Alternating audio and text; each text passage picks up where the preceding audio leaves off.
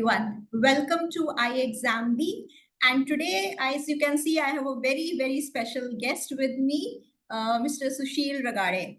Hi, SR. We call him lovingly SR. Welcome to our platform today as a guest. Yes, hi Prachi ma'am. I'm also feeling very good to come as a guest on our own platform. Yes, sir. So Sushil sir needs very, very little introduction. To be honest, he is very, very famous in the government job preparation space for students. A lot of students he has been mentoring, guiding, from more than a decade now. And he himself had joined as an RBI Grade B officer in the 2011 batch. His joining was in 2012 that happened.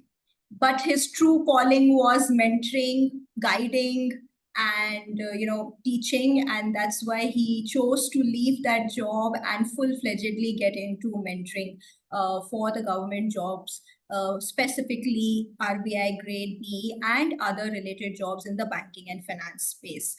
So today, a very special session we are going to have to understand from him his journey and the guidance for this exam.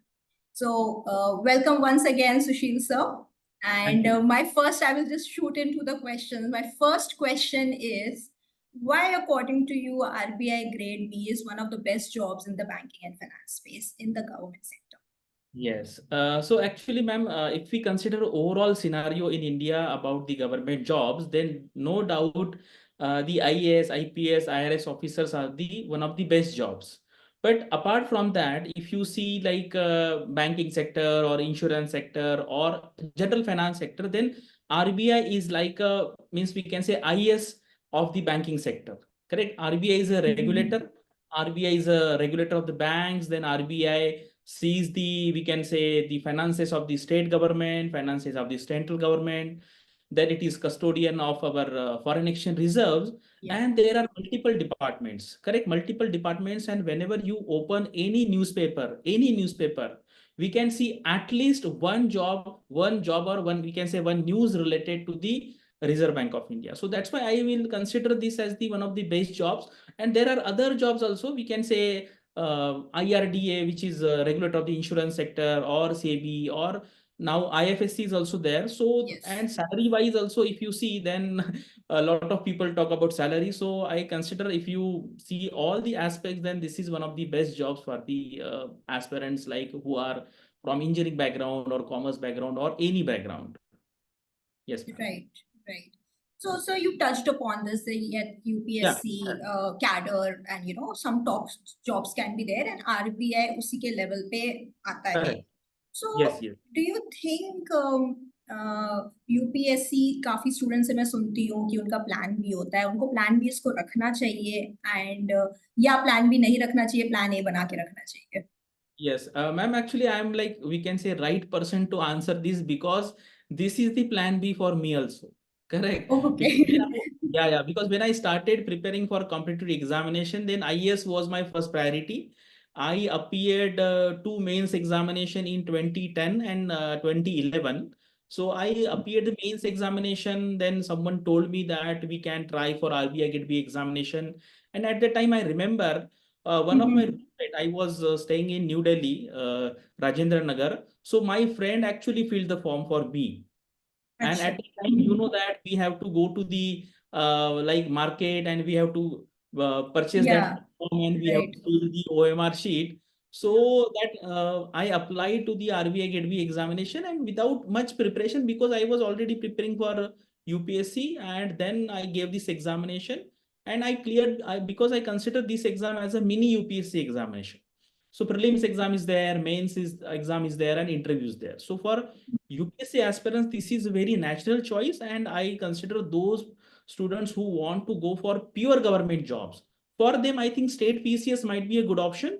Otherwise, for those people who have lived in a very metro cities, correct, metro cities like 4 metro cities and Pune, Hyderabad, for them, this is a very good option because you will live in a metro cities, urban culture. So this is a very good job for all kinds of aspirants. So, like you mentioned that आपने भी किसी ने बताया. right? Correct, And correct. then you got to know. So that is true with so many students ना, पता ही नहीं Yes. चलता, पता भी नहीं होता about these opportunities.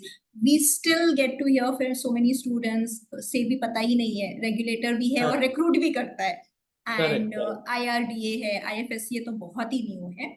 So आपके time पे when you gave, somebody told you, so you got to know. Yes. So despite being such a good job, both in terms of profile, in terms of stature, in Yes. terms of salary and perks, मतलब usually ये तीन aspects कोई इंसान देखता है एक job के लिए, profile देखता है, stature देखता है, salary benefits देखता है. It tick marks all of these boxes. From since then 2010 जब आपने सोचा इसके लिए, and today we are in 24, we still see it is not very popular. What do you think is the reason? Yes. Ma'am, because when we see around us, na, actually we actually don't see the RBI offices nearby. तो जब मेरा I remember जब मेरा selection हुआ था, तो जब हमने बताया कि हमारा रिजर्व बैंक में सिलेक्शन हुआ है, so no one was believed, क्योंकि किसी ने ऐसा रिजर्व बैंक करके देखा नहीं था. मतलब लोगों को पता है कि यार कोई तो भी ऐसा है और इसके ऑफिसेस जैसे मेट्रो सिटी में है, जैसे महाराष्ट्र में अगर आप देखेंगे तो नागपुर में है, मुंबई में है. तो ऐसा लोगों को पता नहीं, लेकिन लोग जो आईएएस ऑफिसर्स होते हैं हर डिस्ट्रिक्ट में, DM is there, district magistrate, जिसको हम कलेक्टर भी कहते हैं, जैसे एसपी होते हैं, कमिश्नर होते हैं, इनकम टैक्स ऑफिसर्स होते हैं, हम इसको देखते हैं कहीं ना कहीं. लेकिन आरबीआई का जो ऑफिसर है जनरल पब्लिक में हम उसको देखते नहीं कभी. तो इसलिए ना इसके बारे में उतना पता नहीं है, और लोगों को एक थोड़ा सा एक क्या है, ब्लैक बॉक्स जैसा है कि रिजर्व बैंक ऑफ इंडिया क्या करता है. तो जब हम आरबीआई में थे, हमने ऐसे काफी सारे सर्वेस किए थे कि जानने के लिए लोग आरबीआई के बारे में क्या सोचते. तो ये लोगों को इतना पता नहीं है क्योंकि हम आसपास नहीं देखते हैं. तो ये अवेयरनेस कम है. और मैं मतलब आपको बताने में मुझे एक खुशी हो रही, क्योंकि मैं ही था कि जिन्होंने इस एग्जाम को काफी पॉपुलैरिटी दी. क्योंकि जब मैं आरबीआई में था तब मैं फेसबुक पे काफी सारे ग्रुप्स चलाता था, जैसे अभी मेरे टेलीग्राम पे है. तो 1 लाख के आसपास स्टूडेंट थे वहां पर, और मैंने काफी लोगों में अवेयरनेस इसके बारे में स्प्रेड किया, और फिर बाद में लोगों को पता चला. लेकिन आज भी सब लोगों को नहीं पता है, और लोगों को लगता है कि यहाँ पे बहुत हाई लेवल का कोई इकोनॉमिक्स का नॉलेज, फाइनेंस का नॉलेज लगता होगा, और बहुत डिफिकल्ट एग्जाम होता. मतलब ये थोड़ा सा मिसकंसेप्शन है, और ये आज भी मुझे लगता है कि इसकी बहुत जरूरत है कि इसका जो अवेयरनेस है वो हमें थोड़ा स्प्रेड करना चाहिए. नहीं, बिल्कुल बहुत सही बताई, बात करी. इनफैक्ट हम अगर आप लोग ने मेरे पहले के भी एक्सपर्ट सेशंस देखे हो, तो हम अल्पना मैम के साथ भी इस Yeah. बात पे बात कर रहे थे, बिकॉज वो भी कम्युनिकेशन साइड पे थी, तो हमने उनसे भी चर्चा की थी. तो उनका भी ये कहना था कि क्योंकि नेचर ऑफ जॉब ऐसा है आरबीआई का, पॉलिसी मेकिंग भी उनका इतना इम्पैक्ट होता है कोई भी न्यूज पे, मार्केट्स पे इंस्टेंटली, तो इतना पब्लिकली नहीं बोला जाता है. And this is Correct. Very true कि they work in the back. तो ऑल्दो उनका एवरी डिसीजन हमें रोज इम्पैक्ट करता है, बट वो क्योंकि इस तरीके से काम करते हैं कि हमें अपने आसपास कम दिखाई देता है. And this is very true कि सुशील सर ने ही इज द पाइनियर जो आरबीआई ग्रेड बी की प्रेपरेशन को एज अ सेपरेट उन्होंने शुरू किया एंड लोगों को बताया, एंड आज भी करते हैं. तो सर थोड़ा सा ना इसकी डिटेल में जाते हैं, बिकॉज आज भी Yeah. अगर हम देखें, अगर मैं यूपीएससी की का डेटा देखूं तो 10 लाख से बहुत Correct. ऊपर, 12 लाख के आसपास एस्पिरेंट्स उसमें जाते हैं सिमिलर काइंड ऑफ वैकेंसीज के लिए. आरबीआई में आज भी 1 से 1.5 लाख बच्चा ही बैठता है या उसके बारे में जानता है. तो थोड़ा सा इसके अवेयरनेस के बारे में यहाँ पे भी बात करते हैं. क्या होता है इस एग्जाम में, क्या टेस्ट किया जाता है, एंड कैसे एग्जाम होता है? Yes, yes. तो यहाँ पर ना अगर आप कोई भी बैंकिंग एग्जाम देखें कि जो आईबीपीएस कंडक्ट करता है, मतलब इंश्योरेंस हो बाकी जनरल है, तो उसमें जो बेसिक जो चीज है, जो अवेयरनेस, इसको हम बेसिक एप्टीट्यूड कहते हैं. हम जब कॉलेज में थे तो ओलंपियाड का एग्जाम होता था, स्कॉलरशिप टेस्ट है, एमटीएससी एनटीएससी है, उसी की जैसा जो हमारा क्वांट है जिसको मैथमेटिक्स कहते हैं, वो एक सेक्शन सारे एग्जाम्स में होता है. उसके बाद रीजनिंग होता है, इंग्लिश होता है, जनरल अवेयरनेस होता है. तो अगर आप देखेंगे आरबीआई का जो फेज 1 एग्जाम है वो बाकी सारे बैंक एग्जाम जैसा ही है. लेकिन यहाँ पर क्या है कि वैकेंसी कम है, जैसे फ्यू हंड्रेड्स में वैकेंसी है, और कंपटीशन मतलब लाख अगर आप देखेंगे तो कंपटीशन थोड़ा सा ज्यादा है, इसलिए लोगों को लगता है कि थोड़ा सा डिफिकल्ट होगा ये एग्जाम निकालना. तो प्रीलिम्स एग्जाम है वो तो सेम, कोई भी आप बैंक का एग्जाम लीजिए या क्लर्क का भी लीजिए, पैटर्न तो सेम है, quant, English, reasoning, general awareness. ये हो गया आपका, इसको प्रीलिम्स एग्जाम कहते हैं या हमारे लैंग्वेज फेज में 1, हाँ, phase one कहते हैं।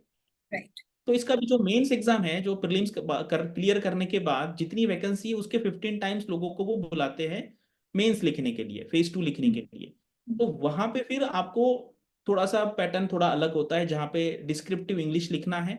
जैसे इंग्लिश पेपर, ये भी सारे एग्जाम्स में जब अपने कॉलेज में थे हमने लिखा है, पीओ में भी होता है इंग्लिश का पेपर। तो ये 100 मार्क्स का पेपर है, जिसको हम इंग्लिश लैंग्वेज का पेपर कहेंगे, कि जहाँ पर प्रॉपर आपका इंग्लिश यूसेज, ग्रामर, ये सारा देखा जाएगा, क्योंकि आरबीआई में जाने के बाद आपको ये सारा करना पड़ता है। हाँ, उसके बाद ड्राफ्ट करने पड़ते हैं yes, बहुत सारे। कि आपको ऑफिस नोट लिखना है, लेटर लिखना है। राइट।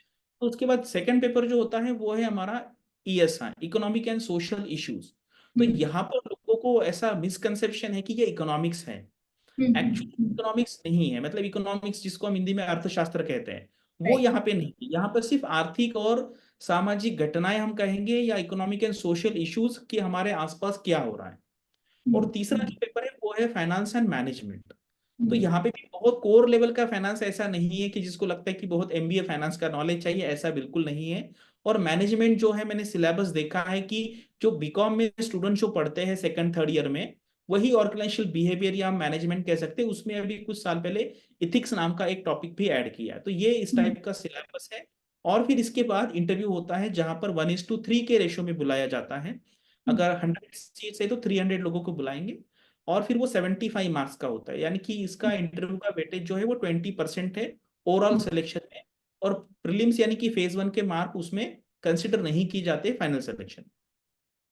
तो तीन यस, तीन पार्ट्स में सिलेक्शन होता है आपका। पहले फेज 1 होता है यस, जिसमें आपको क्वालिफाई करना होता है, लेकिन उसके क्वालिफाई, मार्क्स नहीं जुड़ेंगे। फिर करेक्ट, फेज 2 होता है आपका, और उसके मार्क्स जुड़ेंगे। उसमें यस, 3 पेपर होते हैं। उसके बाद अगर वो आपने क्लियर किया तो फिर आपका इंटरव्यू किया जाता है। तो इंटरव्यू और फेज 2 के मार्क्स जोड़ के आपका फाइनल सिलेक्शन होता है इसमें, करेक्ट, राइट?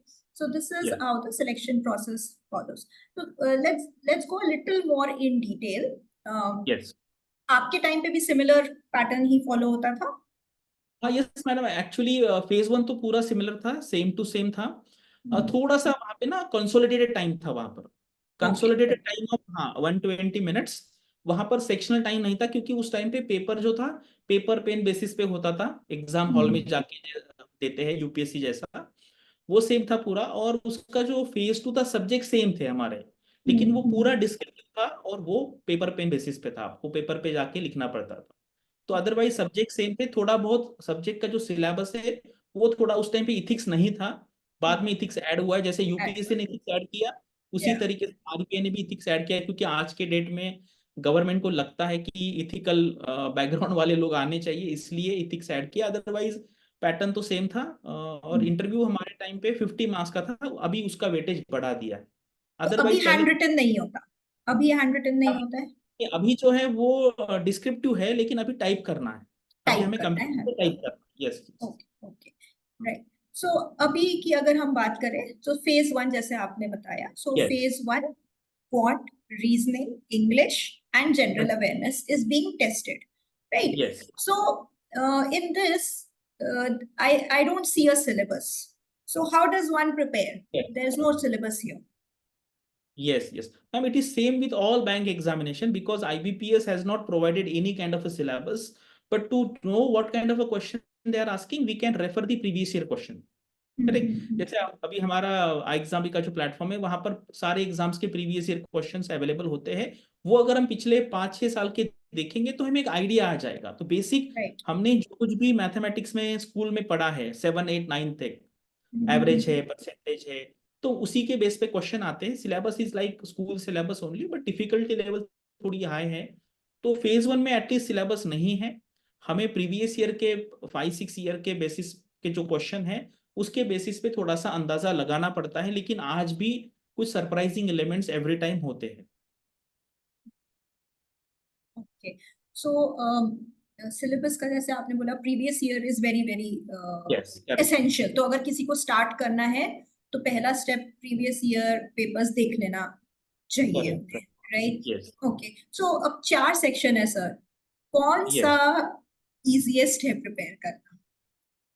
नहीं, वैसे तो ये थोड़ा सा रिलेटिव हो गया है, क्योंकि हर एक को अलग अलग लगता है। लेकिन अगर मैं एक जनरल बात करूँ तो क्वांटिटेटिव एप्टीट्यूड जो है, जिसको मैथ्स कहते हैं नॉर्मल लैंग्वेज में, वो सबसे यहाँ पे डिफिकल्ट है। अभी और उसके बाद रीजनिंग, ये दो सेक्शन काफी डिफिकल्ट है। अगर आप इंग्लिश का पेपर देखेंगे, सिंपल इंग्लिश जैसे एक पैसेज आता है, उसके बेस पे कॉम्प्रिहेंशन के क्वेश्चन है, उसके बाद कुछ फिल इन द ब्लैंक्स होंगे, सिंगल फिलर, डबल फिलर, फिर उसके बाद कुछ पैरा जंबल टाइप के क्वेश्चन होते हैं, कुछ एरर के क्वेश्चन होते हैं। तो English is not that difficult. और जनरल अवेयरनेस कुछ लोगों को डिफिकल्ट लगता है, कुछ लोगों को इजी, क्योंकि यहाँ पर ना काफी सारा आप क्या कहते हैं कि याद रखने वाला पार्ट ज्यादा है। जैसे मान लीजिए अभी जैसे लोकसभा का इलेक्शन का रिजल्ट आया है, तो पूछ सकते हैं कि वो फाइनल जो टैली है उसमें कुछ नंबर देंगे, वो पूछेंगे कि ये पार्टी को कितने सीट मिली थी, क्योंकि प्रीवियसली भी इस टाइप के क्वेश्चन आए हैं। एक ऐसा भी क्वेश्चन आ सकता है कि लोकसभा के साथ कौन कौन से स्टेट में इलेक्शन हुआ। तो जिनका मेमोराइजेशन अच्छा है, हम कहते हैं रोट मेमोरी अच्छी है, उनके लिए जीए इजी जाता है। कुछ लोगों को डिफिकल्ट लगता है जिनको चीजें याद रखनी है। अदरवाइज ओवरऑल देखें तो क्वांट एंड रीजनिंग डिफिकल्ट, और इंग्लिश और जीए हम इसमें इजी कह सकते हैं। सो जो डिफिकल्ट है और जो इजी है, तो कैसे कैसे टाइम डिवाइड करना चाहिए या प्रेपरेशन कैसे कर सकते हैं इसके लिए? हाँ, तो यहाँ पर देखो, ये जैसे ये बहुत जेनेरिक क्वेश्चन हो गया, क्योंकि अगर मान लीजिए किसी को बुखार आता है तो हम जेनेरिक कहेंगे कि क्रोसिन ले लो। तो राइट। लेकिन हमें डॉक्टर के पास जाके हर एक का अलग अलग देखना है। इसी तरीके से मैं भी जेनेरिक बताता हूँ यहाँ पर। तो मेन क्या है, क्वांट एंड रीजनिंग जो है वो प्रैक्टिस है। तो सबसे प्रैक्टिस पहले बहुत आपको, इम्पोर्टेंट। हाँ, सबसे पहले आपको बेसिक पता होना चाहिए, और मोस्टली सब लोगों को पता ही होगा, क्योंकि एवरेज, परसेंटेज, परम्यूटेशन, कॉम्बिनेशन ये हमने स्कूल में पढ़ा है। लेकिन स्टिल मतलब जैसे अलग अलग कोर्सेज में कोचिंग इंस्टीट्यूट जो पढ़ाते हैं, वहां पे अगर आप बेसिक वीडियो किसी ने देख ली है कहीं से भी, मतलब जो कैट का प्रिपरेशन कर रहा है, उनको वहां के भी बेसिक वीडियो देखने के बाद हमें प्रैक्टिस करना पड़ेगा। मतलब अलग अलग टाइप के क्वेश्चन, क्योंकि ये एग्जाम में क्या है, ये सारे टाइम बाउंड एग्जाम है, और आरबीआई में क्या है, सेक्शनल टाइम है। जैसे कंसोलिडेटेड टाइम नहीं है, सेक्शनल टाइम है। तो क्वांट में आपको 25 मिनट्स मिलेंगे 30 क्वेश्चन सॉल्व करने के लिए। तो आप जितना आपका प्रैक्टिस होगा वैरायटी ऑफ क्वेश्चंस का, उतना आपको इजी जाएगा। और बाकी रीजनिंग में यहाँ पे 60 क्वेश्चन, इसलिए वहां पर आपको 45 मिनट्स मिलेंगे। अदरवाइज तीनों सेक्शन के लिए 25 मिनट्स है। तो प्रैक्टिस प्रैक्टिस प्रैक्टिस करना। और जीए में थोड़ा सा मगिंग अब आपको करना पड़ेगा। जैसे अभी नया गवर्नमेंट बना है, तो वो पूछेंगे कि एग्रीकल्चर मिनिस्टर कौन है, उसके बाद अलग अलग जो हमारे सिविल एविएशन मिनिस्टर कौन है, तो ये हमें थोड़ा सा याद रखना पड़ेगा। और उसका बार बार रिवीजन करेंगे, मॉक टेस्ट देंगे। जैसे मुझे लगता है 15 से 20 अगर मॉक टेस्ट कोई भी स्टूडेंट देता है, तो उसको थोड़ा सा वो प्रैक्टिस हो जाएगा। और एग्जाम में क्या है, आज के डेट में मैंने देखा है कि जब मैं वन ऑन वन स्टूडेंट के साथ काउंसलिंग करता हूँ, तो स्टूडेंट्स को ना आजकल टेंशन बहुत ज्यादा आ रहा है, प्रेशर। जो एग्जाम हॉल में बैठने का जो सॉल्व करने का है ना, वो प्रेशर कुछ स्टूडेंट्स हैंडल नहीं कर पाते। घर पे तो अच्छा सॉल्व करेंगे, लेकिन वहां पर उनको टेंशन आता है कि क्या होगा, बीपी हाई हो जाता है। तो वो भी थोड़ा सा मतलब साइकोलॉजिकल एस्पेक्ट देखना भी काफी जरूरी है।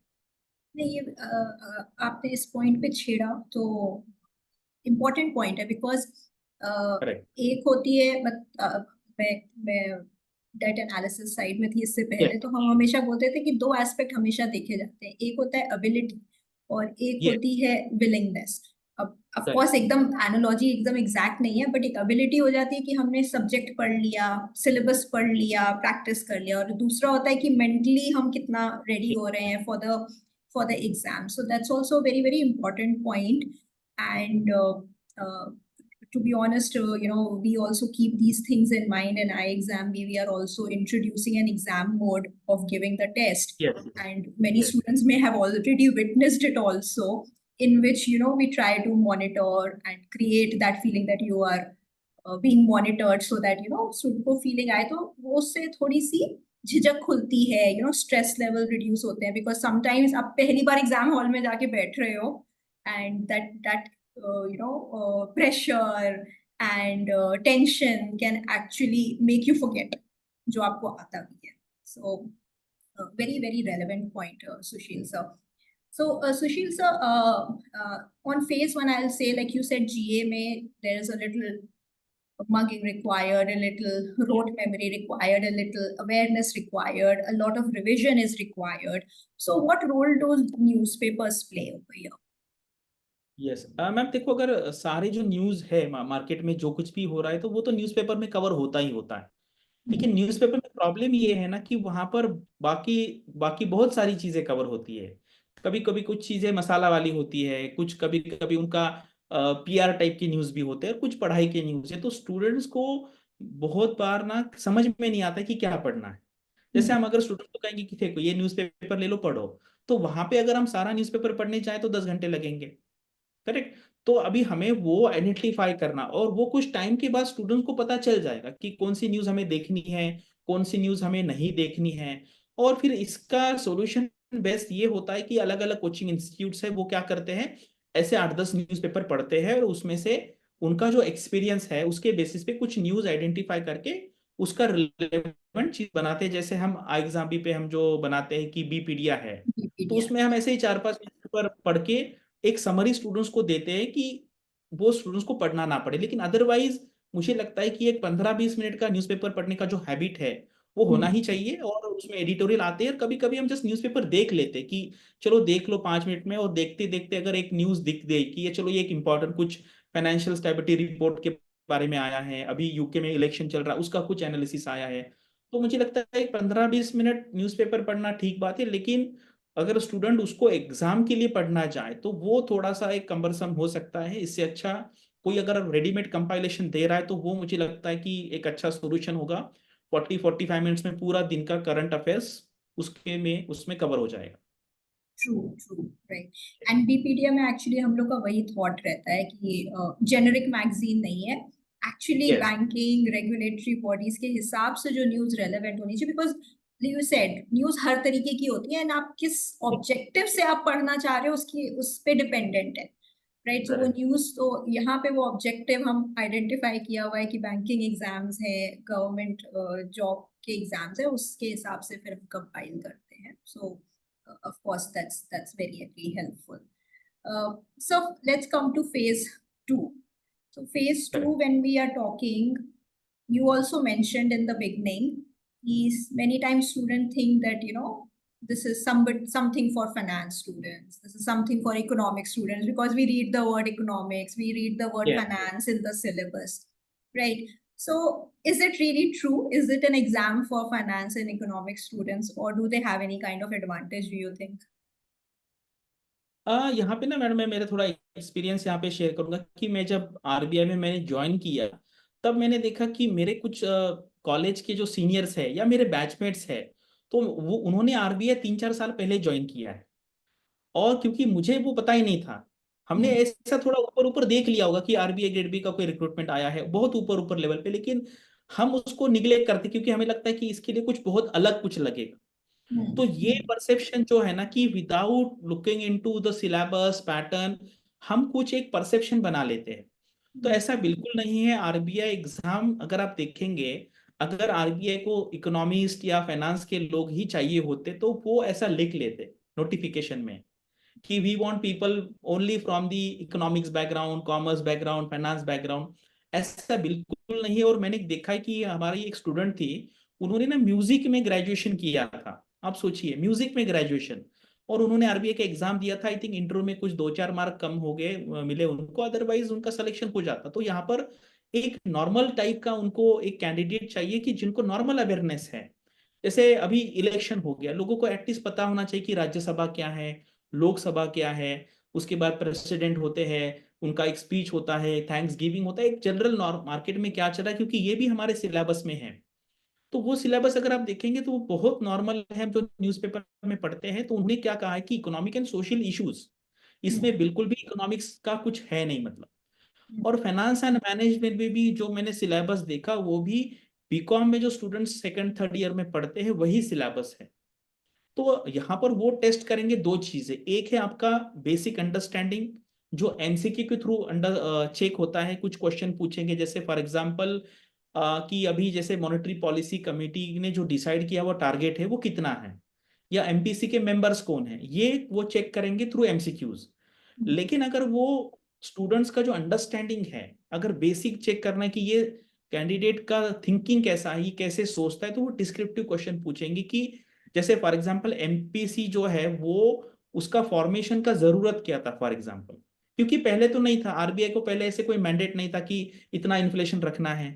तो बाद में वो मैंडेट किया, तो इसके ऊपर क्वेश्चन आ सकता है कि why there was a necessity to form a MPC and उसके लिए अलग से हम एक्ट, आरबीआई एक्ट में डाले सेक्शन अलग सा।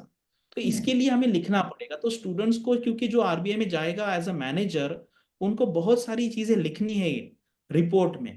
तो वो चेक करने के लिए उन्होंने डिस्क्रिप्टिव पैटर्न इंक्लूड किया है। तो जब हम पढ़ेंगे, हमें दोनों एंगल से पढ़ना है, एक कुछ चीजें याद भी रखनी है और हमें कुछ एक लॉजिकल थॉट में उसके लिए आर्गुमेंट भी करते आनी चाहिए। तो मुझे लगता है ये दो चीजें वो देखेंगे। और जैसे मैंने पहले ही बताया, इथिक्स वाला जो है, क्योंकि गवर्नमेंट में आपको पता है कि काफी सारा पावर होता है गवर्नमेंट ऑफिसर के पास, और वहां पर अगर अनइथिकल टाइप के लोग आ गए तो ये सिस्टम को बहुत मतलब प्रॉब्लम हो सकता है बड़े लेवल पे। इसलिए वो चेक कर रहे हैं यहाँ के कि थ्रू क्वेश्चन आंसर, कि इनको थोड़ा सा इथिक्स पढ़ने के लिए हम बोले, उसके बाद इंटरव्यू में भी इस टाइप के क्वेश्चन आते हैं। तो ये जो सारी चीजें हैं वो फेज 2 में वो चेक की जाती है। लेकिन बिलीव मी, मैंने बहुत देखा है कि जो स्टूडेंट्स 21-22 एज के हैं, जस्ट ग्रेजुएशन हुए हैं, बीए बीकॉम बीएससी, ऐसे लोगों ने भी आरबीआई क्रैक किया है। और ये जो स्टूडेंट्स है, इन्होंने थोड़ा अर्ली एज में प्रिपरेशन स्टार्ट किया, जैसे बीकॉम में, बीए में फर्स्ट सेकंड ईयर में स्टार्ट किया, किसी ने बताया। जैसे लास्ट टू लास्ट ईयर हमारी एक स्टूडेंट थी जिनका सिलेक्शन हुआ, वो दिल्ली में रहती थी, पॉलिटिकल साइंस उनका बैकग्राउंड था। तो उन्होंने ना किसी कंपटीशन में पार्टिसिपेट किया था जो आरबीआई दिल्ली में हुआ था। तो वहां ओके। पर एक डीजे मैडम थी, उन्होंने पूछा कि मैम मुझे आरबीआई में आना है तो कैसे। तो मैम ने बताया कि ऐसा ऐसा है, तो उसने जल्दी प्रिपरेशन स्टार्ट किया और एट द एज ऑफ 22 उनका सिलेक्शन हो गया।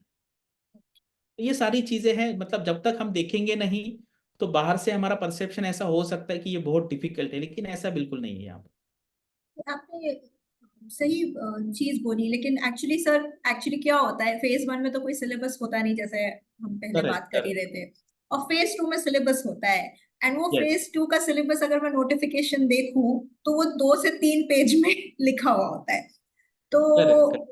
अ, बहुत वाइड, बहुत वास्ट दिखता है। तो वो भी एक रीजन है कि लगता है। तो आपको लगता है कि एक्चुअली सिलेबस वास्ट है? नहीं, यहाँ पर क्या है ना, सिलेबस में मुझे ऐसे लगता है कि आरबीआई के साइड से ना एक थोड़ा सा मिस्टेक ऐसे हुआ है ना, वो सिलेबस के नीचे उन्होंने एक बुक का लिस्ट दिया है। तो अगर आप देखेंगे ना, ईएसआई के नीचे 10 बुक का लिस्ट है। तो हम्म। अगर वो कोई पढ़ेगा कि यार ये इतनी बड़ी बड़ी बुक्स मुझे पढ़नी है, तो वो उसका ना अंडरस्टैंडिंग थोड़ा सा सही नहीं रहेगा। सेम उन्होंने फाइनेंस एंड मैनेजमेंट के लिए भी किया है, लेकिन ऐसा नहीं है। मतलब मैंने देखा है कि उन्होंने एक जनरल, मतलब देते हैं ना रेफरेंस बुक का लिस्ट दिया है, वैसा नहीं है। अगर आपको कोई मतलब मेंटर करने के लिए हो, कोई मेंटरिंग के लिए हो, तो वो सही से कर सकता है। क्योंकि अदरवाइज क्या है ना, अगर मैं सपोज डिसाइड करूं, जैसे यूपीएससी के टाइम पे भी हम कोचिंग क्यों लगाते हैं, क्योंकि वो बहुत वास्ट है, हमें पता नहीं है। तो जो टीचर है जिनको एक्सपीरियंस है 5-10-15 साल का, तो वो आपको बताएंगे कि ये आपको यहाँ से पढ़ना है। तो उसी तरीके से आरबीआई में भी है, मतलब। और यहाँ पे क्या है ना, मतलब ये इसको मैं डिफिकल्ट इसलिए नहीं बोल रहा हूँ क्योंकि ये कोई बहुत इंटीग्रेशन डेरिवेटिव ऐसा कुछ नहीं है यहाँ पर। करेक्ट। जब तक हमें वो पता नहीं और कोई मेंटर नहीं है बताने के लिए, तब इसीलिए स्टूडेंट्स को ये डिफिकल्ट लगता है। अदरवाइज इसका जो लेवल है ना, ये ग्रेजुएशन लेवल का ही है। और फिर कंपटीशन हो जाती है, फिर छोटे कम सीट है, तो फिर वो लोगों को लगता है कि यार मुझसे नहीं होगा। लेकिन मैंने जो पूरा अभी पिछले 10-12 साल का मेरा जो एक्सपीरियंस है, मैंने देखा है कि सारे बैकग्राउंड के लोग यहाँ पर सिलेक्ट होते हैं। लास्ट ईयर हमारे 4 स्टूडेंट ऐसे थे कि जो कभी कॉलेज गए नहीं, जिन्होंने इग्नू से उनका ग्रेजुएशन किया, और तब भी उनका यहाँ पे सिलेक्शन हुआ। तो ऐसा नहीं है कि अगर कोई अच्छा मेंटरिंग हो, एक हम मेहनत करेंगे, प्रैक्टिस करेंगे, तो ये मुश्किल बिल्कुल नहीं है। सर, आपने जैसे बताया कि अच्छी मेंटरिंग हो, बिकॉज अपने आप देखने में ओवरवेलमिंग लग सकता है कि भाई हम नहीं कर पाए शायद। अपने आप पे भी डाउट होने लगता है, पता नहीं हम कर पाएंगे कि नहीं कर पाएंगे। सो मेंटर्स में हेल्प करते हैं। तो क्या ये एग्जाम बिना कोचिंग के किया जा सकता है एट ऑल? देखो मैडम, ये जो है ना, ये तो कर तो हम डेफिनेटली सकते हैं। मतलब कोई ऐसी चीज नहीं कि जो इम्पॉसिबल है, मतलब इसके लिए। लेकिन क्या होता है ना कि हमें एटलीस्ट, जैसे एक है कोचिंग और दूसरा है मेंटरिंग।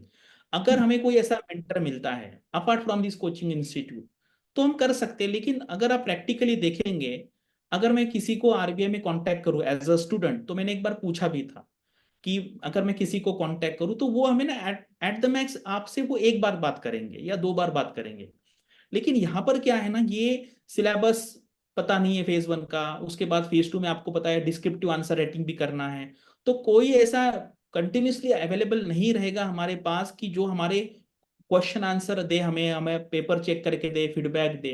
लेकिन अदरवाइज मैंने देखा कि कोई भी कितना भी डिफिकल्ट एग्जाम है, 4-5% लोग तो ऐसे रहेंगे ही रहेंगे कि जो खुद से कर पाएंगे। जैसे अभी लास्ट टू लास्ट ईयर एक कैंडिडेट था जिनका मैंने इंटरव्यू लिया, तो उन्होंने कोचिंग नहीं ज्वाइन किया था, लेकिन उनके फादर आई थिंक वो नाबार्ड में थे ऑफिसर। उनको पता होगा क्योंकि वो उन्होंने किसी से बात भी कराई थी रिसेंटली, उनके जो सीनियर थे आरबीआई में, इंटरव्यू के टाइम पे भी या डिस्क्रिप्टिव के टाइम पे भी किस टाइप के क्वेश्चन आंसर लिखने हैं, क्या है। तो वो भी थोड़ा सा एक मैटर करता है कि आपका बैकग्राउंड कैसा है। आपको जैसे किसी का भाई या बहन मान लीजिए जिन्होंने यूपीएससी का एग्जाम दिया है, तो वो उनको गाइड कर पाएंगे। तो यहाँ पे मैं इम्पॉसिबल नहीं कहूंगा, लेकिन फिर क्या होता है कि एवरीडे मुझे ना ये सारा कंटेंट ढूंढना पड़ता है। और अगर आप देखेंगे यूट्यूब चैनल बहुत सारे हैं, अगर कैंडिडेट को डिसिप्लिन है उनके, लेकिन देखो मतलब हम पढ़ाई तो कर लेंगे, लेकिन जो डिस्क्रिप्टिव आंसर राइटिंग के पेपर है वो किसी ना किसी को तो चेक करके देने पड़ेंगे। तो आपके पहचान के कोई इकोनॉमिक्स के प्रोफेसर है मान लीजिए, या फाइनेंस के प्रोफेसर है, तो उनको फिर आपका बताना पड़ेगा कि मुझे मेरा ये पेपर चेक करके दो और मुझे कुछ फीडबैक दो। तो इम्पॉसिबल नहीं है, लेकिन थोड़ा सा मुश्किल जरूर हो जाता है। जैसे अगर आप देखेंगे आईआईटी में, आईआईटी में भी वही है कि क्या है, अगर हम खुद करेंगे तो हमें पता नहीं है कि किस लेवल के क्वेश्चन आएंगे। इसलिए जनरली लोग क्या करते हैं, कोचिंग इंस्टीट्यूट ज्वाइन करते हैं, जहां पर आपका जो क्या कहते हैं मेहनत जो है, टाइम, मेहनत और आपका जो इधर उधर टाइम जाता है वो सेव हो जाएगा। अदरवाइज पॉसिबल तो 100% डेफिनेटली है, लेकिन उसमें टाइम एनर्जी लगेगी। तो आपको थोड़ा जल्दी प्रिपेयर करना पड़ेगा। यानी कि अगर किसी को 25 का करना है और वो आज से स्टार्ट करेगा, तो मैं कहता हूँ कि उसके पास इनफ टाइम है, वो सर्च भी कर सकता है, रेफरेंस बुक भी यूज कर सकता है। लेकिन अभी 24 का एग्जाम है और अभी 60-70 डेज है, तो हमें किसी ना किसी का हेल्प तो लेना पड़ेगा। गुड पॉइंट्स है सर। और जैसे आपने बताया ना कि टाइम, क्योंकि कई बार हम टाइम की वैल्यू अंडर यस, एस्टिमेट कर देते हैं। And everything is very openly available, सारा नेट पे सब कुछ मिल करेक्ट। सकता है। चैट जीपीटी भी लोग यूज करते हैं और करने के लिए। तो आज मतलब टूल्स बढ़ते ही जा रहे हैं विद टाइम, इंफॉर्मेशन की तो कोई कमी नहीं है। बट इट इज अबाउट कि हम एनर्जी कहाँ लगाएं, हम अपना टाइम कहाँ लगाएं। उसके लिए बहुत जरूरी होता है। तो यूजुअली मतलब आई एग्जाम भी का हम लोग का थॉट भी वही रहता है कि आप जो अपना टाइम इन्वेस्ट कर रहे हो उस पे कितना रिटर्न मिल रहा है। So what we write as 50% faster, ऐसा नहीं है कि हम भागने लगते हैं या जल्दी जल्दी कर देंगे। इट इज अबाउट कि हम उस टाइम को इतना नाइसली यूज करें कि उसका जो हमारा आउटपुट आएगा उसकी एफिशिएंसी, टाइम इन्वेस्टेड की जो एफिशिएंसी है वो बढ़ जाएगी। या आप एकदम और एक्यूरेट यहाँ पे चीज पे ध्यान दें। एक पॉइंट हम ये भी कह सकते हैं कि जैसे इंफॉर्मेशन एक्सप्लोजन है, इसका यस। मतलब है अगर मैं यूट्यूब पे वीडियो सर्च करूँ कि मुझे कुछ एवरेज का वीडियो डालना है, सर्च देखना है, तो वहां पे ना 100 वीडियो आ जाएंगे। राइट। तो मुझे अभी पता नहीं कि मैं कौन सा वीडियो देखूं, क्योंकि मेरे पास टाइम भी नहीं है। तो सिमिलरली अगर आप देखेंगे, अगर मुझे ह्यूमन डेवलपमेंट पढ़ना है, तो मैं गूगल पे डाल दूंगा, मुझे बहुत सारे वेबसाइट्स भी मिलेंगे, वीडियोस भी मिलेंगे, सब कुछ मिलेगा। लेकिन मुझे ना वो अंदर जाके देखना पड़ेगा कि इसकी क्वालिटी क्या है। तो प्रॉब्लम वो है कि इतना सारा अवेलेबल है कि अभी उसमें का क्या करें। तो वो अगर भी मान है लीजिए, सर। और हाँ हम हाँ, एक ही चीज को 10 बार अलग अलग करते हैं ना, तो वो हमारा क्या है, डेप्थ नहीं, विथ यस भी नहीं करेक्ट। बढ़ता। क्योंकि हमें कहीं ना डेप्थ और विथ को भी बैलेंस करना है। हम सिर्फ एक एस्पेक्ट पे नहीं कर सकते। तो वो आप एक ही चीज को रेपिटेटिवली देखते देखते भी ना बाकी सारी चीजें फिर मिस आउट होती है टाइम पे। तो फिर वो अगेन स्ट्रेस लेवल बढ़ता है कि ये रह गया है, अभी ये बचा है। तो इसलिए भी आई थिंक वो सिलेबस एकदम से बहुत वास्ट दिखने लगता है। तो वो काफी सही पॉइंट आप बता रहे हैं। सो लेकिन सर फेज 2 में मार्क्स का क्या पैटर्न रहता है, आपने इतने सालों से देखा। एक तो हमने फेज 2 में थोड़ा सा पैटर्न चेंज हो जब भी देखा है। आपके टाइम पे आई थिंक सिर्फ डिस्क्रिप्टिव होता था, देन वी सॉ ऑब्जेक्टिव। आज की डेट में ऑब्जेक्टिव एंड डिस्क्रिप्टिव का 50-50% दोनों। वेटेज रहता है एग्जाम में, in the finance paper and the economic and social issues paper. So कैसे मार्क्स का पैटर्न चेंज हुआ है, कट ऑफ्स का पैटर्न चेंज हुआ है, एंड कितना एम करना चाहिए किसी को प्रिपरेशन करते समय। तो यहाँ पर मैडम अगर आप देखेंगे ना कि फेज 2 की अगर हम बात करें, तो वहां पर जो फाइनेंस एंड मैनेजमेंट का पेपर है उसको ना जनरली हम स्कोरिंग पेपर कंसिडर करते हैं। स्कोरिंग पेपर है वो, उसका एमसीक्यू जो ऑब्जेक्टिव पार्ट है 50 मार्क्स का, उसमें स्टूडेंट्स अच्छा स्कोर करते हैं। मतलब 50 में से अगर आप 45 के ऊपर यानी कि 90% से ज्यादा भी काफी सारे स्टूडेंट्स को मार्क मिलते हैं। आई थिंक लास्ट ईयर है उसके पहले 50 आउट ऑफ 50 भी मार्क्स थे। डिस्क्रिप्टिव जो मार्किंग है वो भी मतलब एक 80% के आसपास मार्क्स मिलता है। लेकिन ईएसआई का जो पेपर है मैं देख रहा हूँ कि काफी सालों से ईएसआई में थोड़ा सा marking as compare to finance कम आता है। क्योंकि वो जैसे मैंने कहा कि यहाँ पे मेमोराइजेशन जो करना है, हमें रट्टा लगाना जो हम बोलते हैं लैंग्वेज में, तो वो यहाँ पे काफी करना पड़ता है क्योंकि बहुत सारी गवर्नमेंट की स्कीम्स होती है, बहुत हम्म, सारा डेटा होता है, पीआईबी के वेबसाइट पे कंटेंट होता है, तो वो एग्जाम में आता है। तो वहां पर मैंने देखा कि ईएसआई बहुत सारे स्टूडेंट्स को एक डिफिकल्ट पोर्शन लग रहा है, स्पेसिफिकली एमसीक्यू वाला पार्ट। क्योंकि डिस्क्रिप्टिव और अगर आप एमसीक्यू देखेंगे ना, डिस्क्रिप्टिव एटलीस्ट हम कुछ ना कुछ लिखेंगे। हम्म, अगर मैंने आपको कोई एक एमसीक्यू दिया तो वहां पे ना ब्लैक एंड व्हाइट है, आपको एक तो 1 मार्क मिलेगा, 0 मिलेगा। right, डिस्क्रिप्टिव में ऐसा नहीं है, आप आस पास का लिख के आपको 10 में से अगर कुछ भी नहीं आता तो 2-3 आप साइड का लिख देंगे, 2-3 मार्क तो मिल जाएंगे। तो मेंस में जैसे फेज 2 के एग्जाम में मैंने देखा है पिछले 4-5 साल से ईएसआई के एमसीक्यू में स्टूडेंट्स को काफी दिक्कत आती है, क्योंकि काफी सारा डेटा अवेलेबल है एग्जाम रिलेटेड, लेकिन वो हमें थोड़ा मगअप करना पड़ता है, वहां पे स्टूडेंट्स को दिक्कत आती है। Descriptive as compare to ESI का ऑब्जेक्टिव वो इजी है। और इंग्लिश का जो पेपर है वो नॉर्मल, मैं उसको डिफिकल्ट भी नहीं कहूंगा, इजी भी नहीं कहूंगा। वहां पे सिंपल 3 क्वेश्चन आते हैं कि आपको ऐसे लिखना है, आपको 4-5 टॉपिक आ जाएंगे, उसमें से उसको 40 मार्क्स होते हैं। उसके बाद एक पैसेज दिया जाता है, उसका आपको 1/3 यानी कि प्रेसिज लिखना है। और फिर आपको कॉम्प्रिहेंशन है, 4 क्वेश्चन रहेंगे 5-5 मार्क के, तो वो लिखना है आपको। तो वो तो हमें प्रैक्टिस है, हम कॉलेज से स्कूल से लिखते आ रहे हैं। तो ये है कि फेज 2 के एंगल से देखेंगे तो ईएसआई थोड़ा सा डिफिकल्ट है। और ये मार्किंग का सिस्टम, जैसे आपने कहा कि हमें कितना टारगेट करना है, तो मैं ये हम्म, क्वेश्चन मुझे बहुत स्टूडेंट्स पूछते हैं कि कितना टारगेट करना है, तो मैं कहता हूँ कि before the examination it's very difficult to say what might be the cut off. Correct. जैसे अगर आप फेज 1 की बात करें तो लास्ट ईयर 54 के आसपास कट ऑफ था, 2019 में 122 कट ऑफ था। तो देखिए मतलब ये कट ऑफ 50% कम हुआ है। तो मैं कहता हूँ कि हमारा जो कैपेसिटी है हम्म, मैक्सिमम हमें वो देने का ट्राई करना है कि मैक्सिमम मार्क्स मुझे मिले। हम्म, क्योंकि बिफोर एग्जामिनेशन हम किसी भी एग्जाम का कट ऑफ प्रेडिक्ट नहीं कर सकते कि कितने स्टूडेंट्स ने अप्लाई किया, एग्जाम का लेवल क्या था, स्टूडेंट का प्रिपरेशन लेवल क्या था, वैकेंसी कितनी थी। इसलिए ये थोड़ा सा डिफिकल्ट है। तो हमारा जितना कैपेसिटी है उतने कैपेसिटी से हमें मैक्सिमम मार्क्स लाने का ट्राई यहाँ पे करना है। और जितना हम अगर मॉक टेस्ट ज्यादा देंगे हम, तो उसका डेफिनेटली हमें फायदा होगा ज्यादा मार्क्स स्कोर करने में। तो सर आपको तो अब इतने साल हो गए मेंटर करते हुए, आपने हर तरीके के स्टूडेंट्स देखे हैं, हर बैकग्राउंड, एजुकेशन बैकग्राउंड के स्टूडेंट्स देखे हैं, एज वाइज भी, डिफरेंट डिफरेंट प्रेपरेशन वाइज भी। सो आप कुछ कैटेगराइजेशन कर पाएंगे किस तरीके के स्टूडेंट्स ज्यादा क्लियर कर पाते हैं इस एग्जाम? यस।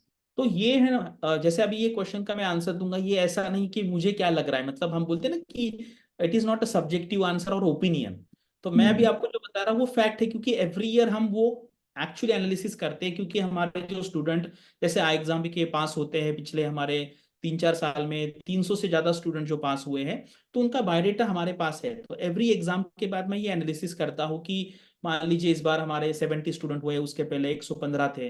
तो वो सेलेक्टेड स्टूडेंट्स का पूरा बायोडेटा देख के उनका एज क्या है, उसके बाद उनका ग्रेजुएशन में किस किस में हुआ है, पोस्ट ग्रेजुएशन किस में हुआ है, उन्होंने जॉब कहाँ पे करा है, और उन्होंने कौन से कॉलेज से ग्रेजुएशन किया है।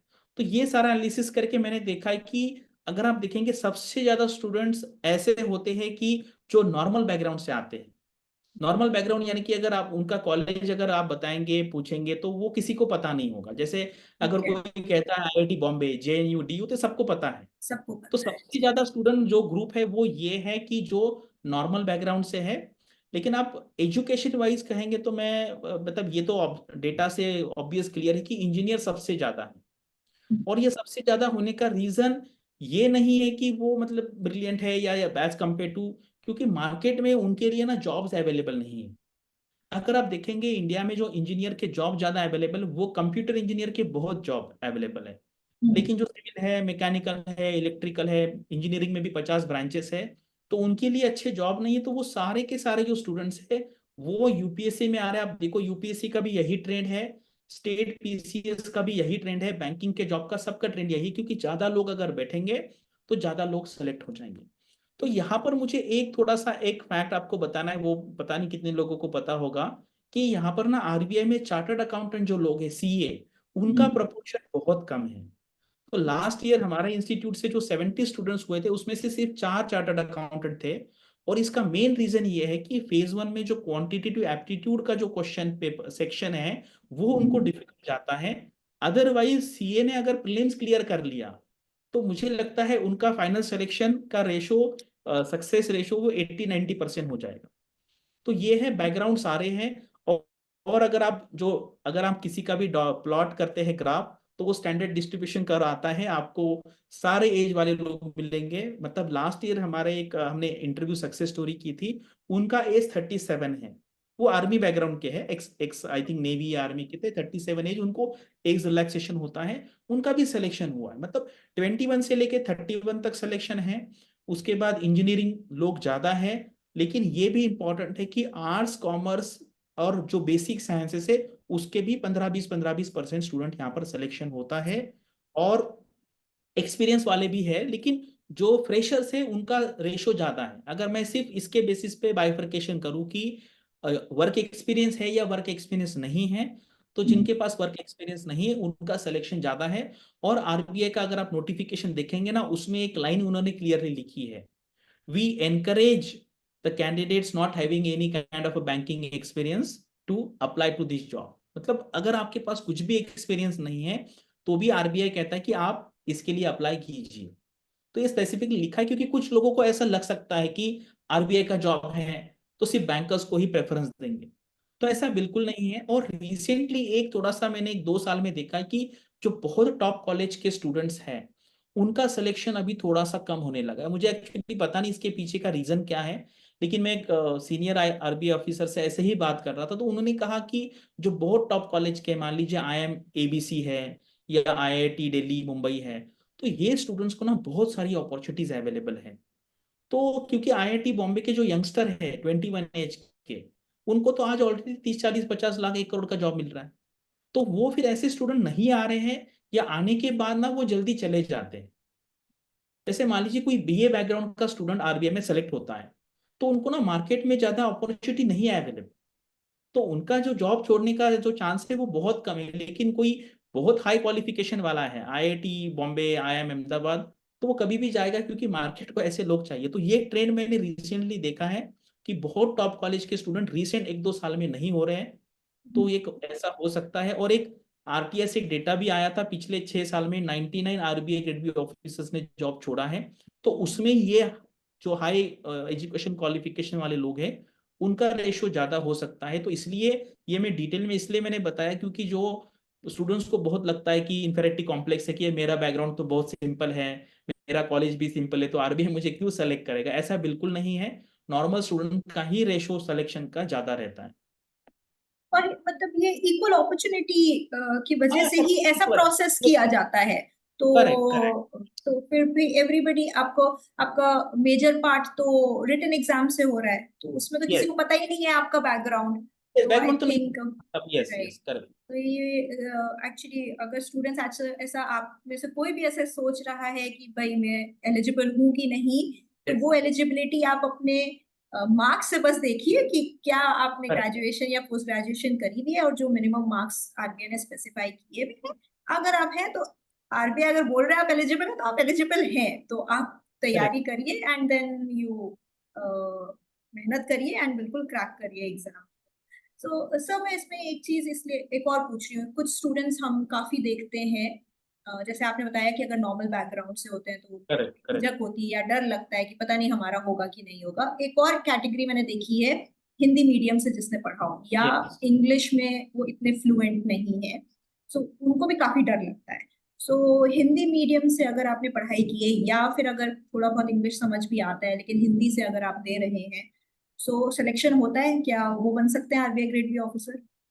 यस मैम, एक्चुअली ना आरबीआई ने ये खुद प्रोविजन करके रखा है कि जो हमारा फेज 1 का पेपर आता है, जैसे इंग्लिश रीजनिंग का पेपर है, इंग्लिश का तो इंग्लिश में रहेगा, Right. जीए का है या क्वांट है, तो ये पेपर प्रीलिम्स का जो फेज 1 का पेपर है वो हिंदी में अवेलेबल होता है, वहां पे ऑप्शन है आप हिंदी में पढ़ सकते हैं। उसके बाद जो फेज 2 का एग्जाम है, करेक्ट, इसमें ईएसआई एंड हमारा जो economic and Social social issue, जिसको हम आर्थिक और सामाजिक घटनाएं कहेंगे, वो जो पेपर है वो भी हम हिंदी में लिख सकते हैं, और फाइनेंस मैनेजमेंट का पेपर भी हिंदी में लिख सकते हैं, और इंटरव्यू भी हम हिंदी में दे सकते हैं। लेकिन ना मैंने अभी काफी सारे इंटरव्यू लिए, मैंने 2-4 हजार इंटरव्यू एक्चुअली मॉक में लिए होंगे, तो उसमें ना स्टूडेंट्स को ही लगता है ऐसा है, उसको ही खुद लगता है कि यार ये हमें ना कंसिडर नहीं करेंगे। इसीलिए लेकिन लास्ट ईयर हमने देखा कि हमारे आई थिंक 4-5 स्टूडेंट का सिलेक्शन हुआ था हिंदी में, लेकिन अगर आप रेशो वाइज देखेंगे ना, तो सिलेक्शन का रेशो हिंदी में ज्यादा होगा। सिलेक्शन वाइज बोल रहा हूँ मैं, मतलब Right. Right. परसेंटेज वाइज, मतलब अगर 20 लोगों ने हिंदी में दिया तो उनमें से 15 लोगों का सिलेक्शन हो जाएगा। और इंग्लिश में ज्यादा है तो उनका नंबर ओवरऑल ज्यादा दिखता है, लेकिन मतलब ऐसा बिल्कुल नहीं है, क्योंकि आप देखिए आरबीआई खुद ऑप्शन आपको दे रहा है कि हिंदी में दे सकते हैं, इंग्लिश में, तो उनके साइड से वो पार्शलिटी बिल्कुल भी नहीं होती है। तो हम ही ऐसे कंसिडर करते हैं कि मैं अगर हिंदी में बात करूंगा तो सामने वाला मुझे इतना ब्रिलियंट नहीं समझेगा, क्योंकि वैसी हमारी थोड़ी सी कंडीशनिंग हो गई है। हम भी डे टू डे लाइफ में ऐसे देखते हैं कि जो फ्लुएंटली इंग्लिश बोलते हैं हमें लगता है कि ये ब्रिलियंट है, लेकिन ऐसा बिल्कुल भी नहीं है। कि वो सिर्फ नॉलेज चेक करेंगे, क्योंकि अगर उन्होंने कुछ क्वेश्चन पूछा तो बस उनको आंसर जानना है। लैंग्वेज देखो, language is just a medium to Medium. Exchange your Yes. Thoughts, तो वो फाइनल नहीं है। और लास्ट टू लास्ट ईयर हमारा एक स्टूडेंट था, उसने पर्पसफुली डिसाइड किया, वो आईआईटी बॉम्बे का Yes. था, कंप्यूटर Right. साइंस, तो Right. उन्होंने पर्पसफुली डिसाइड किया कि मैं हिंदी में इंटरव्यू दूंगा। Yeah, I उनको remember. And हाँ we हाँ have हाँ, done a success story also with him. तो सक्सेस स्टोरी भी किया हम है। हम यस, करेंगे। और उनका बहुत अच्छे मार्क्स मिले, आई थिंक 60-65 मार्क्स मिले उनको, और बाकी 45-50 के रेंज में ऐसे थे, मुझे याद है ये। और बिल्कुल भी नहीं, मतलब झिझक ना है हमें हिंदी में बात करने के लिए, क्योंकि वो अलाउ कर रहे हैं। तो और ये में मतलब कुछ लोगों को ऐसे लगता है कि हिंदी में बात करेंगे, तो जब आप आरबीआई में जाएंगे तो आपको एक हिंदी का एग्जाम देना पड़ता है, दैट इज कंपलसरी। जब तक वो आप एग्जाम पास नहीं करेंगे आपका प्रमोशन नहीं होगा। और हिंदी आपको पता है हमारा मतलब राजभाषा है, तो उसको उतना ही है। और मैं एक आपको ये कह सकता हूँ कि किसी को मान लीजिए इंग्लिश के लिए कुछ कहा जाए, सपोज किसी को, तो कुछ ऑफेंस नहीं होगा, लेकिन अगर किसी ने कहा भाई आप हिंदी में क्यों दे रहे, तो मुझे लगता नहीं, इसका बहुत बड़ा इशू हो सकता है, क्योंकि हमारा मैक्सिमम पॉपुलेशन हिंदी में बात करता है, कॉन्स्टिट्यूशन में स्पेसिफिक प्रोविजन भी है। तो कोई इंटरव्यू लेने वाला जो पर्सन है ना, किसी को मतलब हिंदी के वजह से उसको बैड ट्रीटमेंट नहीं दे सकता। और ये बात बाहर आ गई तो बहुत बड़ा इशू होगा, पार्लियामेंट में इशू हो सकता है, क्योंकि हिंदी आप देखो, बैंक में आप जाके देखो, आरबीआई में लिखा हुआ है, आरबीआई के सारे ऑफिस में लिखा हुआ है, if you can talk in Hindi, अगर आप हिंदी में बात करेंगे तो हमें खुशी होगी। ऐसे सारे गवर्नमेंट ऑफिस को इंस्ट्रक्शन दिए हैं कि हमें हिंदी में बात करने के लिए बढ़ावा देना है। तो इसीलिए मैं बाकी सारे स्टूडेंट्स को कहूंगा कि आप मतलब इंग्लिश आपको बहुत अच्छी आती भी है और हिंदी भी आती है, तो आप हिंदी में देने का ट्राई कीजिए, बिल्कुल भी पार्शियलिटी नहीं होगी। Thank you, sir, for taking that. And sir, इतने सालों में आप क्या कहेंगे, एक मिस्टेक जो कांस्टेंट है, जो स्टूडेंट्स करते रहते हैं, मतलब जो है मे बी जिसकी वजह से वो चूक जाते हो, तो क्योंकि जरूरी है कि हमें पता हो कि क्या सही करना है, बट ये भी बहुत जरूरी है कि क्या गलत नहीं करना है वो भी हमें पता हो। तो आपके एक्सपीरियंस से स्टूडेंट्स क्या मिस्टेक करते हैं, ऐसी कौन सी मिस्टेक है जो आप हर साल देखते रहते हैं किसी ना किसी को? यस, तो मैडम अभी ना जैसे कल परसों ही यूपीएससी का रिजल्ट आया है, और वहां पे भी मेरे ही 2-4 लोगों से बात हुई है, और आज ही मेरे 2-3 लोगों से बात हुई आरबीआई के। तो वहां पे दोनों में ही ये मिस्टेक है कि जो प्रीलिम्स का एग्जाम है फेज 1 का, उसको निग्लेक्ट करना। अभी परसों मैं एक मैडम से बात कर, मेरी स्टूडेंट ही थी वो, उनका यूपीएससी में ऑलरेडी सिलेक्शन हुआ है, ग्रुप ए सर्विस में ही है। और उनको मैंने कहा भी था कि प्रीलिम्स को निग्लेक्ट मत करना। तो उनको ऐसे लगता है कि मैं तो ऑलरेडी ऑफिसर हूँ, करेक्ट, मतलब यूपीएससी में भी बहुत सारे जो आईपीएस ऑफिसर है फिर से एग्जाम देते हैं, लेकिन प्रीलिम को निगलेक्ट करने के बाद उनका फेल हो जाते हैं नेक्स्ट ईयर। सेम आरबीआई में हुआ। आज ही मैंने 2 लोगों से बात किया है, एक ने इंटरव्यू दिया था 21 में, और एक ने मेंस दिया था, और लास्ट टाइम वो दोनों के दोनों फेल हो गए प्रीलिम्स में। तो मैंने इस बार फिर से कहा कि देखो ये एक मिस्टेक है कि फेज 1 को अगर आप निगलेक्ट करेंगे, और फेज 1 में कंपटीशन बहुत ज्यादा होती है, और वहां पे अगर आप चूक गए तो आपको फेज 2 में आपका नॉलेज दिखाने का मौका नहीं मिलेगा, इंटरव्यू देने का मौका नहीं मिलेगा। तो फेज 1 को निगलेक्ट करना ये सबसे बड़ा मिस्टेक है। जो भी बड़े लेवल की कॉम्पिटिटिव एग्जाम है, यूपीएससी भी है, आरबीआई भी है, और ये बाकी सारे लोगों को नहीं समझ में आएगा जिन्होंने 2 3 4 बार एग्जाम दिया है, उनका फेल हो गया है। मैं अभी जो लोग देख रहे हैं उनको बोल रहा हूँ, आप भी अपना कमेंट सेक्शन में लिखिए कि ये मिस्टेक बहुत लोग करते हैं। लेकिन क्या है, जब तक आप वो मिस्टेक नहीं करेंगे तब तक आपको उसका इंपॉर्टेंस नहीं पता चलेगा। तो इसलिए जो आपको मेंटरिंग कर रहे हैं आपको उनका सुनना चाहिए, और फेज 1 को निगलेक्ट करने का जो मिस्टेक है वो आपको नहीं करना। सर, टॉप 3 थिंग्स जो आप बोलेंगे सक्सेस के लिए जरूरी है इस एग्जाम में? तो यहाँ पे मैम अगर आप देखेंगे ना, तो सबसे पहले मुझे ये लगना है चाहिए कि मुझे सक्सेसफुल होना है। ये बहुत इंपॉर्टेंट है। तब हम, क्योंकि मैं बहुत सारे स्टूडेंट से जब बात करता हूँ ना, तो उनको लगता ही नहीं है। मैंने जैसे पहले हमारा यूपीएससी का भी कोचिंग इंस्टीट्यूट था, तो मैंने स्टूडेंट्स को पूछा है कि भाई आपको लगता है कि सच में आप आईएएस बनेंगे? तो उन्होंने कहा सर सच में बताओ, मुझे नहीं लगता मैं आईएएस बनूंगा। तो उसी तरीके से आरबीआई में भी है। उसको हम इंफेरिटी कॉम्प्लेक्स भी कहते हैं, या खुद को मतलब उतना ये लायक नहीं समझना। तो सबसे पहले वो हमें समझना है कि भाई मेरा यहाँ पे सिलेक्शन हो जाएगा, करेक्ट, वो एक होना है। और दूसरा, आपको जैसे मैं कहता हूँ कि मेंटरिंग, या आपको कुछ ना कुछ पाथ पता होना चाहिए। करेक्ट, कोई ना कोई मेंटर होना चाहिए जो आपका मतलब फ्रेंड हो सकता है जिनका सिलेक्शन हो चुका है, कोई आपके सिबलिंग्स में भी हो सकता है, रिलेटिव में हो सकता है। कोई ना कोई ऐसा होना चाहिए कि जो आपको कॉन्स्टेंटली बताता रहेगा कि you are on right track. Correct. और दूसरा ये, और लास्ट थर्ड जो पॉइंट है वो ये है कि जब आप चले, मतलब स्टार्ट किया, आपने डिसाइड किया कि आपको पहले लग गया कि मैं पास हो सकता हूँ और मेंटर भी है, लेकिन वो आगे जो मोमेंटम है जिसको हम टेम्पो कहते हैं, वो मेंटेन रखना। अदरवाइज ना, बीच में अभी मैं जैसे वन ऑन वन बहुत सारे स्टूडेंट्स को गाइड करता, तो वो कहते कि सर अभी 3 4 दिन से ना मैंने पढ़ाई नहीं की। पढ़ाई। तो वो जो मोमेंटम जब रुक जाता है आपका ना, तो वो फिर से स्टार्ट करना बहुत मुश्किल है। जैसे अभी क्रिकेट का था, तो एक ने मुझे फोन किया 3 4 दिन पहले, सर अभी क्रिकेट की वजह से ना मेरे 4 5 दिन ऐसे ही चले गए, अभी मुझे टेंशन आ रहा है कि अभी मैं पढ़ाई स्टार्ट ही नहीं हो रही। तो ये बहुत, मतलब बहुत लोगों के साथ होता है, ये नहीं होने देना। एक बार हमारा मोमेंटम स्टार्ट हो गया, तो जब तक वो एग्जाम हम क्लियर नहीं करते तब तक उसको मेंटेन रखना। ये 3 बातें बहुत इंपॉर्टेंट है। जब तक, एक पहला है कि हमारे दिमाग में आना चाहिए कि मैं हो सकता हूँ, एक मेंटर होना चाहिए जो आपको बताता रहेगा, और तीसरा, वो टेम्पो को हमें रुकना नहीं देना चाहिए, वो मोमेंटम कंटिन्यू रखना है। तो सर फिर बहुत फेवरेट क्वेश्चन है ये, हम बहुत सुनते हैं स्टूडेंट से। अगर अब वो स्टार्ट करें 2024 के लिए तो क्या कर पाएंगे? एक्चुअली मैम, ये क्वेश्चन है ना, इसका आंसर मैंने 100 टाइम्स एक्चुअली दिया हुआ है। और मैंने, देखो कभी कभी क्या है ना, हमें कोई कंसेप्ट समझाने के लिए एक्सट्रीम एग्जाम्पल भी देना पड़ता है। अगर मैं किसी को कहूँ कि मैं आपको 5 साल देता हूँ, तो गारंटी से सिलेक्शन हो पाएगा कि ये भी हम नहीं कह सकते कि गारंटी से सिलेक्शन हो पाएगा। और दूसरा एक्सट्रीम केस है, मैंने मेरे अब तक के लाइफ में एवरी ईयर कम से कम 5 से 10 लोग ऐसे देखे जिन्होंने 10 10 दिन में एग्जाम निकाला है, 10 डेज में। अभी कुछ आप में से जो देख रहे हैं उनको मतलब बिलीव नहीं होगा, क्योंकि ये क्वांट है, इंग्लिश है, रीजनिंग है, ऐसा कोई जीरो लेवल पे नहीं है आप में से। जीरो लेवल पे नहीं है, वो जीरो लेवल बहुत पे कोई सिंपल नहीं है। है, क्योंकि हमने मैथ्स हमको आता है, आपने बैंकिंग का एग्जाम प्रिपेयर किया है, जीए, तो जीरो लेवल पे कोई नहीं है। आप सब लोग यहाँ पर 40 50 से स्टार्ट करने वाले हैं। और अगर राइट मेंटरिंग आपके पास अवेलेबल है, और यहाँ पे क्या है, बहुत सारी चीजें हमारी स्कूल की भी आती है। जैसे मान लीजिए किसी का राइटिंग अच्छा है तो वो स्कूल से राइटिंग अच्छा है, किसी का कम्युनिकेशन अच्छा है तो वो स्कूल से अच्छा है। तो ऐसा नहीं है, बस उसको एक चैनलाइज करना है। तो मैंने दोनों एक्सट्रीम एग्जांपल में बताता हूँ आपको कि 5 5 साल से करने वाले भी ऐसे मेरे पास 100 एग्जांपल मिलेंगे कि 5 साल से कर रहे लेकिन नहीं हुआ, और 10 10 दिन में किया, और ऐसे भी पूरे 10 साल के करियर में 50 से 100 एग्जाम्पल होंगे किए।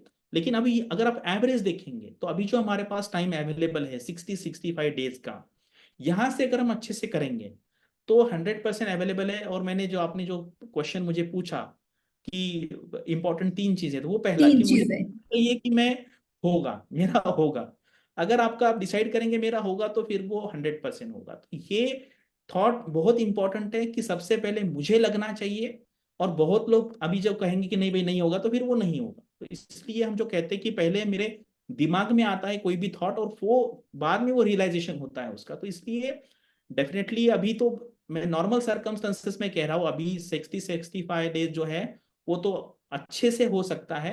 वैसे तो 20-25 दिन में भी होता है, वो कोई प्रॉब्लम नहीं है, लेकिन ये एक डिसेंट टाइम है जहां से आप स्टार्ट कर सकते हैं। की पॉइंट है स्टार्ट वर्ड। स्टार्ट करना जरूरी है, सोचते स्टार्ट करना रहेंगे जरूरी है। कि कब स्टार्ट करें, तो बेसिकली हम वो टाइम लूज करते जा रहे हैं। तो आई एम फॉरगेटिंग किसने कहा है, but as you said, no, the best day to start was yesterday and correct. the next best day is today. so today. so yes. that is what the key word here is start. जब तक हम start नहीं करेंगे and पे कैसे पहुंचेंगे? जैसे investment के लिए भी पूछते हैं ना, जैसे कि कोई बोलता है कि मैंने स्टॉक मार्केट में स्टार्ट नहीं किया, तो कब स्टार्ट करें? उन्होंने कहा कि जैसे आपने कहा कि पहला मौका तो चला गया जो 10 साल पहले था, अभी सेकंड मौका जो है आज है आपको। तो अदरवाइज मार्केट अभी इतना ऊपर जा रहा है तो सबको लग रहा है कब स्टार्ट करें, तो आज तब 80,000 में 80,000 क्रॉस कुछ बिल्कुल दिन के बाद वो 1.5 लाख हो जाएगा, तो हमें लगेगा यार 80,000 अच्छा था। तो इसलिए अच्छा था। कोई भी आप, क्योंकि हम पीछे जा तो नहीं सकते, तो इसलिए बेस्ट मोमेंट जो है वो आज ही है, स्टार्ट करें। और मोमेंटम आपको रुकना नहीं देना है, और एक अच्छा मेंटर आपको चाहिए कि जो गाइड करता रहेगा। सर एक लास्ट क्वेश्चन मैं पूछूंगी। यस। कई बार मैंने आपके मुंह से ही सुना है कि आरबीआई का अम्ब्रेला एग्जाम है, तो इसका क्या मतलब है? यस, मतलब मैं ऐसा कहता हूँ कि आरबीआई एक छोटा अम्ब्रेला है, उसके ऊपर बड़ा अम्ब्रेला यूपीएससी का एग्जाम है। मतलब वो इसलिए है क्योंकि ना वो एग्जाम का प्रिपरेशन करेंगे तो सारे बाकी एग्जाम का भी प्रिपरेशन हो जाएगा। जैसे आरबीआई का मैं प्रिपरेशन करता हूँ तो क्वांट, इंग्लिश, रीजनिंग, जीए तो मेरा ऑटोमेटिक हो जाएगा। तो उसके बेस पे जितनी सारी एग्जाम्स हैं, बैंकिंग की, पीओ की, क्लर्क की, उसका मेरा प्रिपरेशन ऑटोमेटिक हो जाएगा। उसके बाद मैं आरबीआई का प्रिपरेशन करता हूँ तो उसमें मेरा नाबार्ड का भी 60-70% पोर्शन हो जाएगा, क्योंकि नाबार्ड में भी सिमिलर सब्जेक्ट है, फाइनेंस एंड मैनेजमेंट नहीं है, बाकी सिमिलर है, थोड़ा एग्रीकल्चर वहाँ पे एडिशनल है। सेबी का भी एग्जाम है, उसके बाद आईएफएससीए का एग्जाम है, ऐसे बहुत सारे एग्जाम्स हैं। उसके बाद आईआरडीए का भी एग्जाम है, वहाँ पे भी इंग्लिश का पेपर होता है, मैनेजमेंट का पेपर है, फाइनेंस है, इंश्योरेंस एक एक्स्ट्रा है। तो उसी तरीके से मतलब आरबीए का प्रिपरेशन करेंगे तो आप, जैसे अगर किसी ने 12वीं का प्रिपरेशन किया तो 4th स्टैंडर्ड का, 7 का, 10 का ऑटोमेटिकली हो जाएगा। तो अभी मेरे केस में अगर आप देखेंगे तो मैंने यूपीएससी का प्रिपरेशन किया था, तो उसकी वजह से मेरा आरबीआई मुझे ईजी लगा। तो उसी तरीके से अगर आप आरबीआई का प्रिपरेशन करते हैं तो आरबीआई में आपका सिलेक्शन होगा, और नहीं होगा मान लीजिए, तो फिर बाकी जो एग्जाम्स हैं तो वहां पे भी आपका आप एडवांटेज लेवल पे रहेंगे। तो इसलिए मैं स्टूडेंट को कहता हूँ कि कभी भी प्रिपरेशन करना है, आपको स्टार्ट करना है तो सबसे टॉप लेवल का करो, यूपीएससी का करो। अदरवाइज वो अगर आपको बियॉन्ड आपकी कैपेसिटी लगता है तो फिर आरबीआई का करो। तो आरबीआई का करने वाले ना मैम कहीं ना कहीं हो जाते हैं, क्योंकि मैंने एक बार एनालिसिस किया था जब मैं, मेरा खुद का इंस्टीट्यूट था, तो मेरे यहाँ पे ना फर्स्ट ईयर में 500 स्टूडेंट थे, 500। तो जब मैंने देखा कि उसमें से 50 स्टूडेंट आरबीआई में हो गए, 10%, उसके बाद 100 के आसपास स्टूडेंट आरबीआई असिस्टेंट हो गए उस टाइम पे। फिर नाबार्ड में 5-10 हुए, सेबी में हुए, कुछ एसबीआई पीओ में हुए, कुछ आईबीपीएस क्लर्क। तो मैंने जब देखा पीछे सिर्फ 10% लोग बच गए थे, 50 जिसका कहीं पे सिलेक्शन नहीं हुआ। तो इसका मतलब है अगर आप आरबीआई का करेंगे तो आरबीआई में होने का तो चांस तो है ही है, लेकिन बाकी जो एग्जाम्स है, अभी जैसे एक सिंपल है, जैसे मान लीजिए आपने आरबीआई ग्रेड बी का प्रिपरेशन किया और किसी ने सिर्फ आईबीपीएस पीओ का किया, तो आपका चांस तो ज्यादा ही रहेगा ना, क्योंकि आपने हाई लेवल का प्रिपरेशन किया है। इसलिए आरबीआई का एग्जामिनेशन एक अम्ब्रेला एग्जाम है, उसका प्रिपरेशन करेंगे तो बाकी जितनी सारी एग्जाम्स होती है आईबीपीएस की वो आपको काफी इजी लगेगी। Sure sir. So thank you sir for sharing so much details.